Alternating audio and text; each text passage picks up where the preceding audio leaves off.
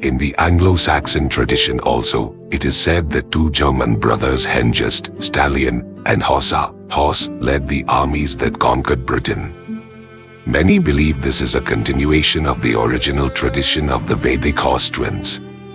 Similar to Lithuania, you will find the same tradition of horse-headed gables on roofs throughout Germany in honor of Hengist and Hossa.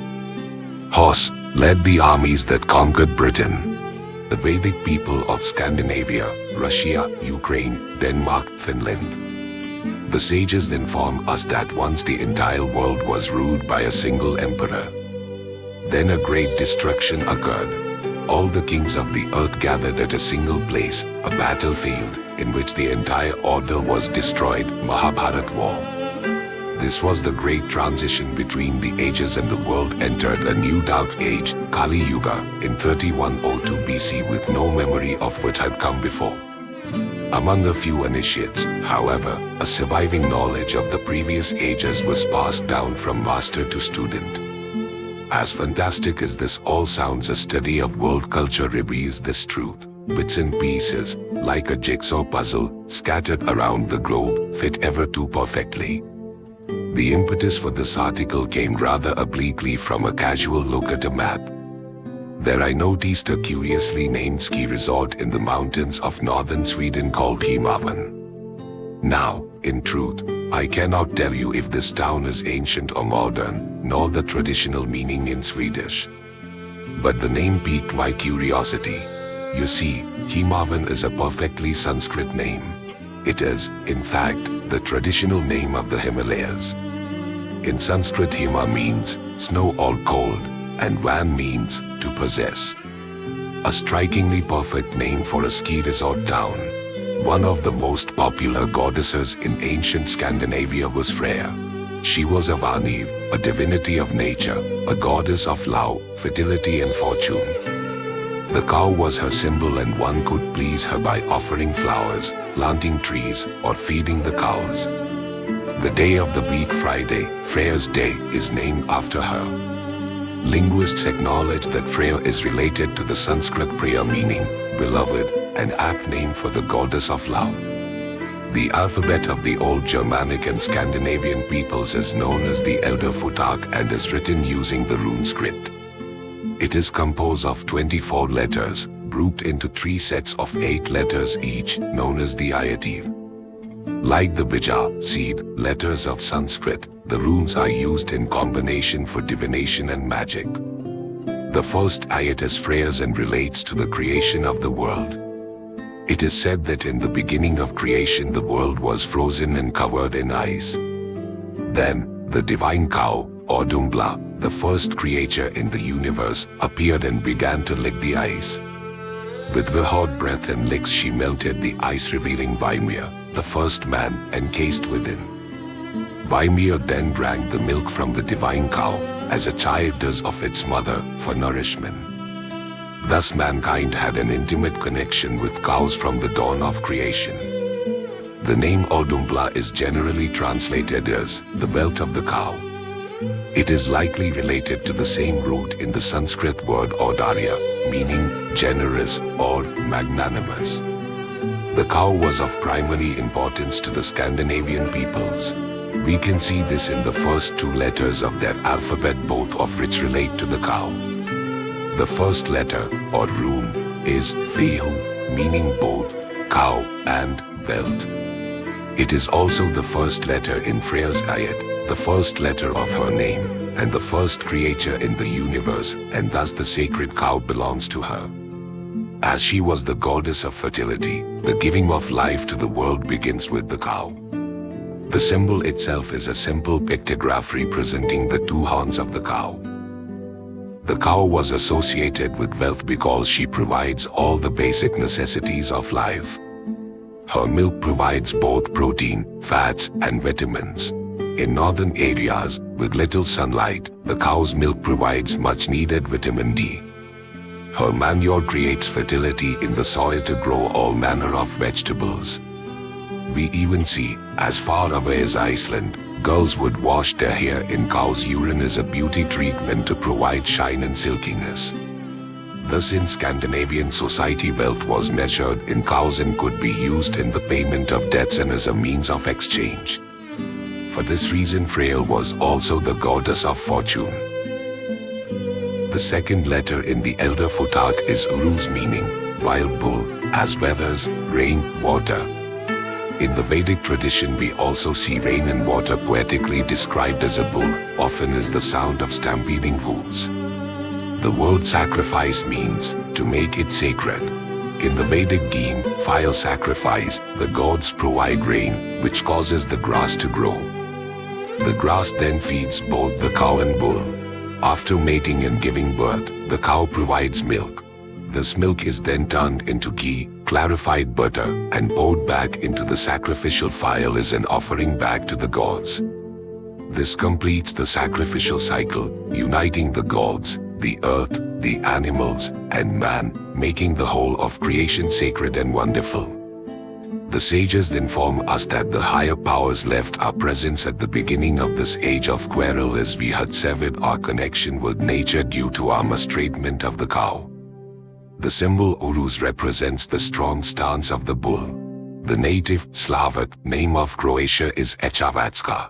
It is derived from Old Persian, Harawat, a region named after the, now extinct, Indian river Saraswati, the region the Greeks called Arachosia. Indian belief, Trimurti consists of Vishnu, Shiva, and Rama. Serbian mythology, Triglav consists of Visnji, Ziva, Brunjanj. The Scandinavian people had a warrior culture. Those warriors who died honorably were taken either to Odin's Valhalla, Hall of the Slain, or to Folkvangr, the fields of Freyja. One unique element of this warrior culture was the personification of their weapons, giving them names and personalities. Odin weaves a spear called Gungnir, the swaying one. Thor weaves the hammer called Mjolnir, the crusher. We see the same tradition with every Vedic warrior wherein they name their weapon and paraphernalia. As there is life, so too is there death. In the poetic Eddas there are references to a belief in reincarnation. Of Helgi and Svava, it is said that they were born again. Helgi was the name of a king whose daughter was Sigrun. She became a Valkyrie and rode the air over the sea. She was Svava born again. Sigrun lived but a short while longer, for grief and sorrow. It was the belief in olden times that men were born again, but that is now called an old woman superstition. Helgi and Sigrun are said to have been born again as Helgi Hadingiskati and Kara, the daughter of Halfdan, as told in The Lay of Kara. She was a Valkyrie. At death the body was cremated as part of the funeral rites. For mighty chieftains a boat carrying the body was sent out to sea and set ablaze. In one dramatic example, found in both the Eddas and the Nibelungenlied, the body of the hero Siegfried was being cremated upon the funeral pyre. Out of grief Brunhilde entered the fire of her lover as an act of self-immolation. Finally, while a minor point, no discussion of ancient Scandinavian culture would be complete without a brief mention of the intoxicating libation known as mead, which was made of fermented honey. The word mead is derived from the same root as the Celtic, medibi, meaning honey. The Vedic peoples were also known to drink an intoxicating beverage made of honey. The Sanskrit word for honey is madhu. It is said that the sage Chyavana created a demon named Mada, meaning madness, intoxication, or liquor, to defeat Indra, the king of heaven. All of the above elements, from language, the relationship with cows, the naming of weaponry, funerary practices, concepts of reincarnation, and even an intoxicating drink made of honey, can be found explicitly in Vedic culture. These are the straight-edged pieces of the puzzle, providing a broad frame of reference. Next, we will begin to add the odd shades and pieces, the more esoteric elements for comparison. Much of what we know about Scandinavian beliefs comes down to us from the poet Snorri Sturluson, who compiled his traditions around 1200 AD in the Prose Edda. He composed the Prose Edda to preserve what remained of his tradition before the complete conversion of his country to the new faith of Christianity. What follows next is a side-by-side comparison of some of the key elements between the Eddas and the Vedas. In many respects, the stories are very different. This is to be expected, as cultures separated by thousands of years and thousands of miles would develop in very different ways. But there are undeniable similarities, too specific to be mere accidents. 1. A wall in the heavens. Eddic, there is a wall between the Aesir and the Vanir. Vedic, there is a wall between the Asuras and the Devas.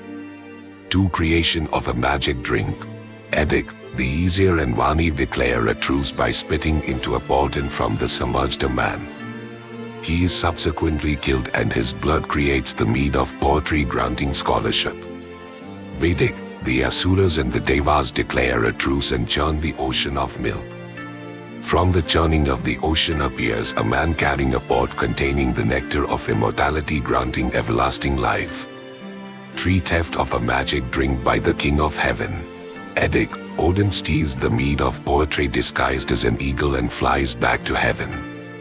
Drops fall from heaven, making poets of all who drink it. Vedic, Indra steals the Somer drink on the back of an eagle and flies back to heaven.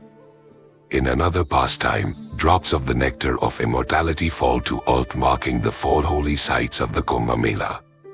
4. Sacrifice of a cosmic giant. Eddic, the gods, headed by Odin, sacrificed the giant Ymir to fashion the world. Here is a sample from the Prose Edda.